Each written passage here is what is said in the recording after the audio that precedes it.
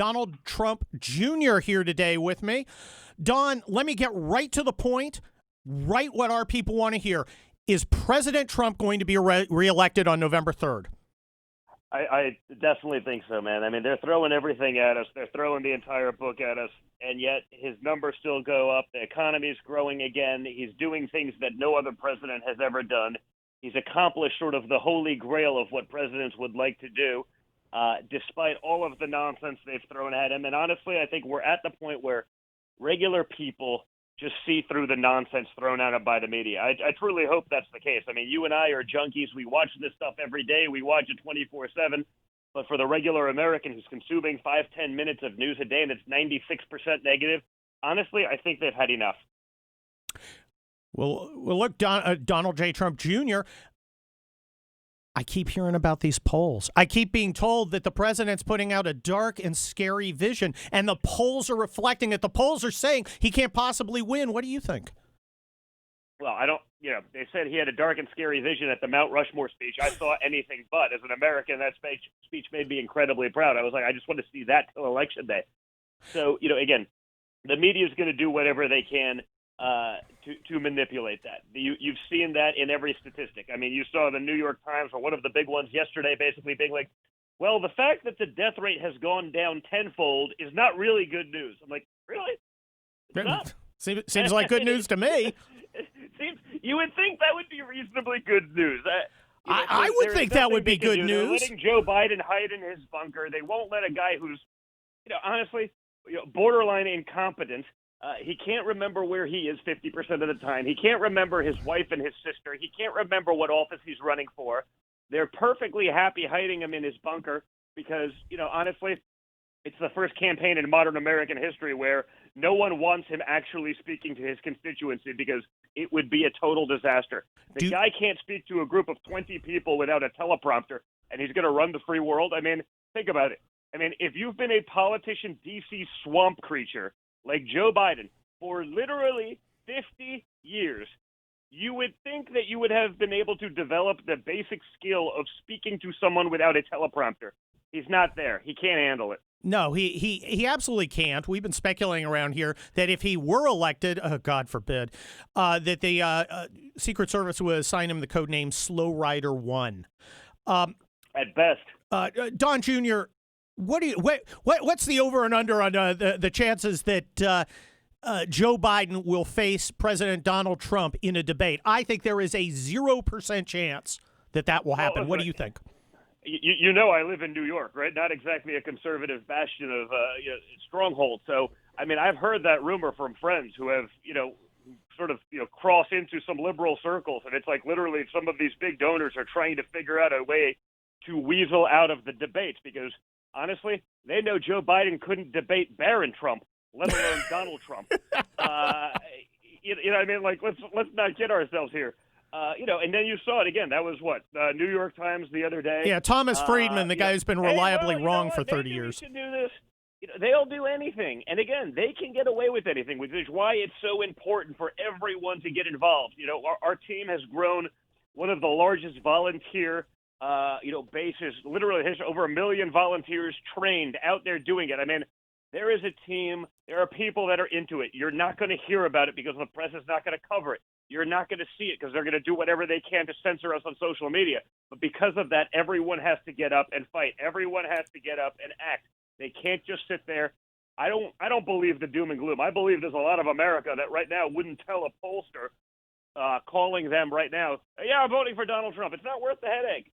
No, we saw that in 2016. Yeah, I'm writing in Jill Stein. Yeah, that's it. I'm talking to a lot of media about my new book, 21 Biggest Lies About Donald Trump and You, which everybody should go buy.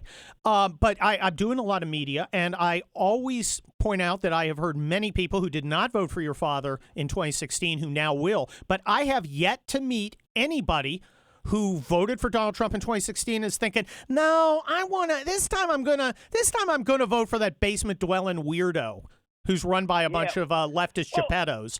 100%. Don't forget, he won in 2016 being like every other politician, right? He made a bunch of promises. The difference is in 2020, he actually delivered on them. He actually followed through. I mean, I know that's like unheard of in modern politics. Actually, it's crazy talk. the things that you said you were going to do, but he has. And so, yeah, you may not always like his tone. You may not always like the demeanor. But honestly, maybe your demeanor would be a little bit off, and maybe your tone would be a little bit off if these people spent 3 years accusing you of being a Russian agent, trying to throw your son, namely me, in jail for treason, a crime punishable by death, and other minor nonsense like impeachment for nothing, et cetera, et cetera. So, when you look at the environment that he's faced, the incoming that he's taken, it's truly unlike any president in modern American history. Well, when I wrote my book, 21 Biggest Lies About Donald Trump and You, I had You're to doing stop a good job of getting that in there, Kurt. Yeah, thank you. My shame gene was literally surgically removed when I went to law school after Desert Storm. So, Yeah. and by the way, the Trump loves Putin lie is number 4 on the hit parade. Yes. What do you think the biggest lie about your father is?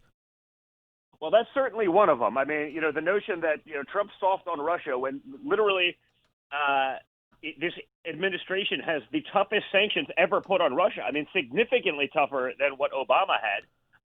But again, you wouldn't know that.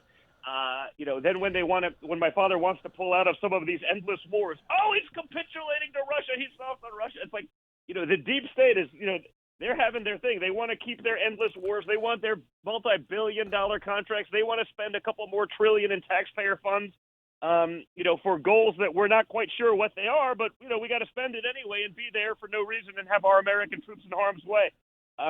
You see what's going on. There is no shortage of lies. I don't know what I could name as a number one, but man, they're out there spewing them every day. Well, I'm sure one of the lies in my book, the 21 Biggest Lies About Donald Trump and You, would be one of the would be that biggest lie.